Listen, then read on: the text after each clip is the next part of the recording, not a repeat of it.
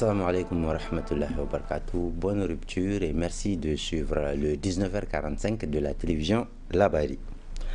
La coordination des agences de pèlerinage FENASO et COSAPEL ont procédé hier après-midi à la remise de billets aux candidats à la Umrah Ramadan 2024. Une cérémonie qui s'est déroulée au siège de la dite fédération au quartier Dar es Salaam et qui a permis de remettre 270 billets constituant le premier vol donc de Fly Oya prévu ce jour mardi 26 mars. Des précisions avec Adamou Soumana et Chebou Guissou. Joindre l'acte à la parole, tel est l'exercice auquel s'attelle par la présente cérémonie la coordination de fédération des agences de pèlerinage dans le cadre de la Umrah Ramadan 2024. Il s'agit de remettre en main propre aux responsables des agences les billets de leurs clients inscrits au premier vol Fly Oya à leur grande satisfaction. Que Dieu fasse que tous les pèlerins aillent en bonne et parfaite santé et qu'ils reviennent en bonne et parfaite santé. Inch'Allah, je lui souhaite vraiment le meilleur et que Dieu fasse. Vraiment, nous souhaitons un bon déroulement pour le petit Hajj appelé Umrah et que les 10 derniers jours soient vraiment un jour meilleur. Vraiment, c'est un bon partenariat parce que c'est vu le courage et vraiment bon, ça se faisait, mais vraiment c'est un truc spécial. Avec à l'international Fly Oya, vraiment on a que le remercier parce que c'est à l'international. Donc c'est la particularité par rapport au vol charter. Nous allons descendre à l'aéroport international. Donc, c'est la particularité. On l'appelle vol spécial international avec Fly Oya.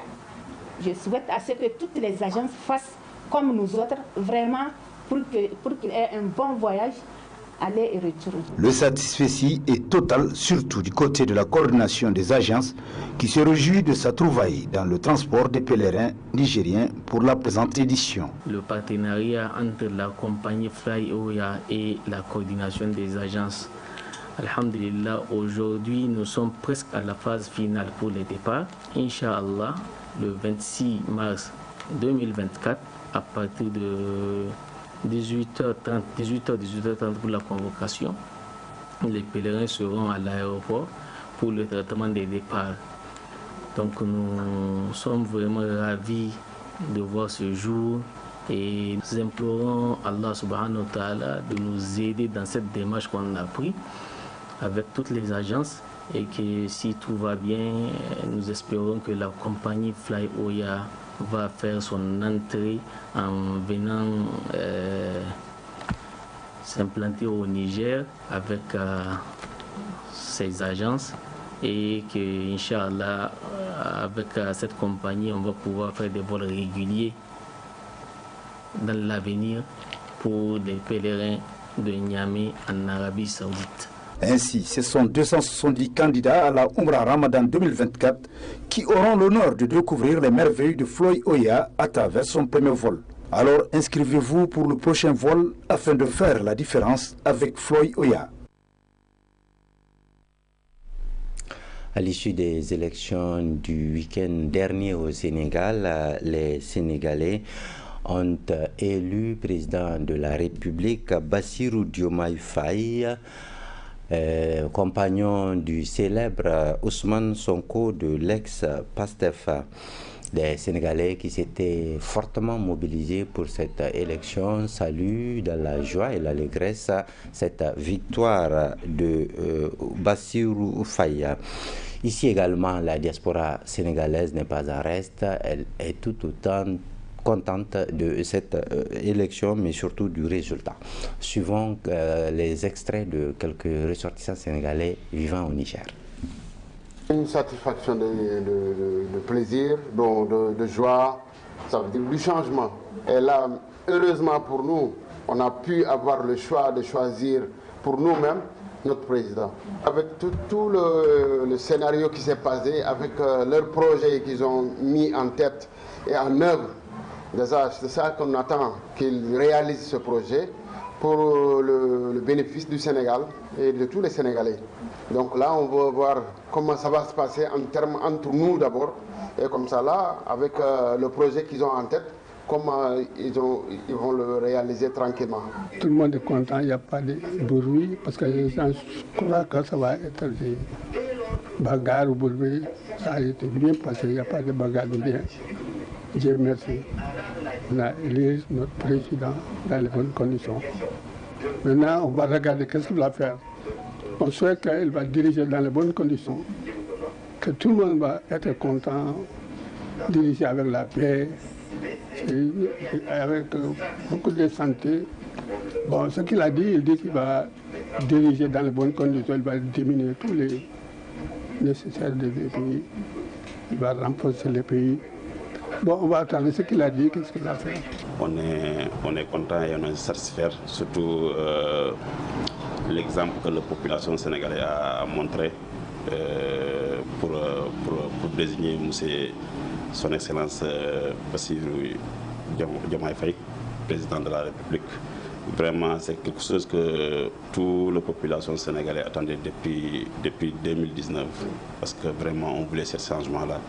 Et Dieu nous a aidés vraiment jusqu'à on a réussi ça. Donc on est très content et on le souhaite beaucoup de réussite, que Dieu le facilite les choses jusqu'à tout le Sénégal et toute l'Afrique de l'Ouest vont voir beaucoup de changements, parce que vraiment on est content. C'est de l'aider, parce qu'il est jeune aussi, un président qui a 44 ans aussi, il est jeune, que la population sénégalaise le donne un peu de temps, parce que aussi on ne peut pas élire quelqu'un aujourd'hui seulement et on pense qu'on va avoir un changement demain. Donc il faut qu'on le donne un peu de temps et le laisser travailler, et j'espère qu'il va l'aider, Inch'Allah, et on va voir des changements. Outil simple en apparence, le tamis joue cependant un rôle crucial dans la préparation de nombreuses recettes culinaires de notre pays. Alors, comment confectionne-t-on le tamis? Où est-il commercialisé? Autant de réponses auxquelles tentent de répondre Leila Tougarba et Sadou Doumi. Jouant un rôle crucial dans l'art culinaire du pays, les tamis sont confectionnés localement. Plusieurs matériaux interviennent dans leur confection qui a lieu dans des ateliers en plein air.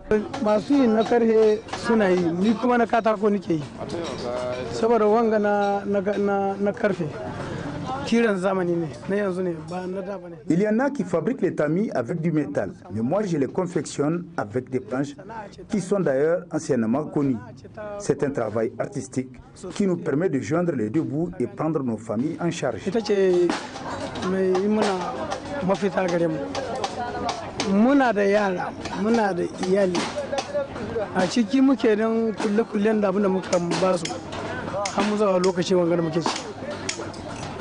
D'après les fabricants, l'activité est génératrice de revenus malgré le manque des clients ces derniers jours.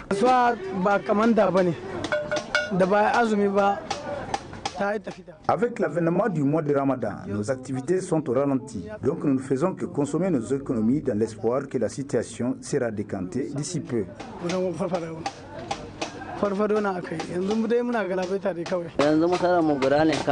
Présentement, c'est l'approvisionnement en matériaux rentrant dans la confection des tamis qui nous pose problème, surtout en ce mois de Ramadan. Retenons enfin que la fabrication des tamis nécessite un savoir-faire technique dont seuls les fabricants ont le secret.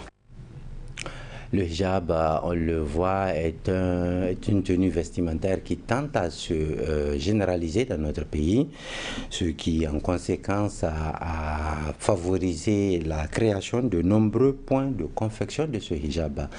Nombreux points dont celui du marché Yantala ou Abouteji que nous font découvrir ici Roumanatou Alfazazi et Aboubakar Souley. En ce mois béni de Ramadan, la demande a connu une hausse. Les confectionneurs réduisent les prix et proposent plusieurs modèles et couleurs.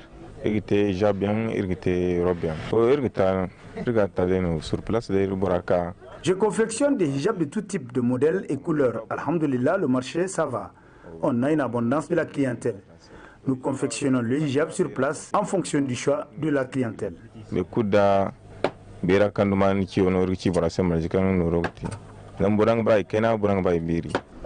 de protéger la femme de certains regards et jugements inutiles, Le port des hijabs offre surtout à la femme un certain respect dans une société majoritairement musulmane.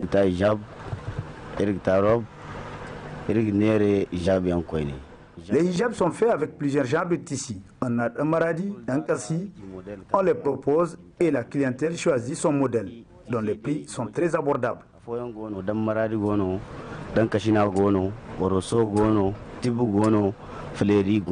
est venu dans un lieu où je ne trouve pas les trucs chers.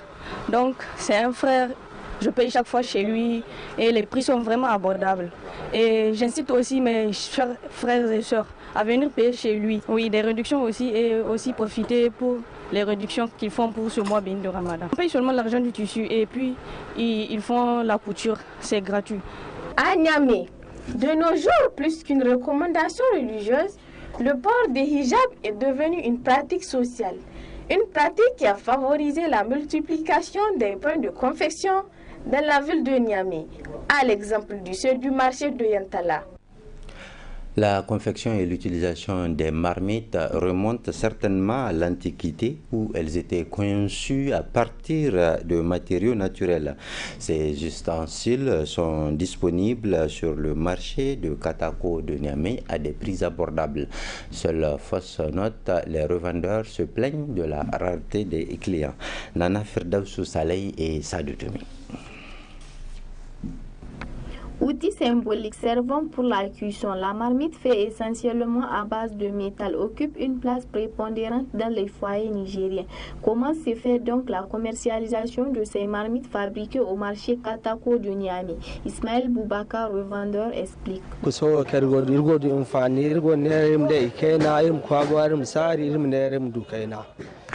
Le commerce des marmites a beaucoup d'avantages.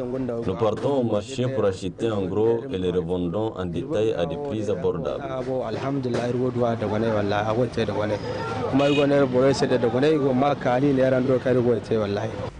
Disponible en quantité suffisante et bien que les prix soient abordables, les revendeurs déplorent la rareté des clients.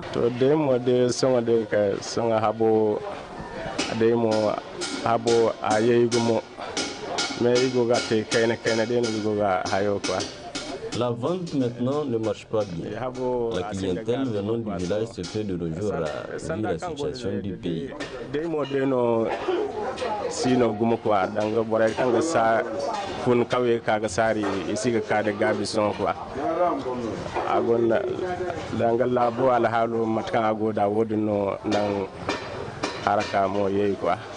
À noter qu'en ces temps de crise, les activités économiques sont bouleversées. Les revendeurs de ces outils au marché Katako de Niamey ne sont pas aussi épargnés par la mévente. C'est la fin de ce journal, mais la soirée Ramadan se poursuit sur la télévision Labari, la passion de vous servir. À très bientôt, Inch'Allah.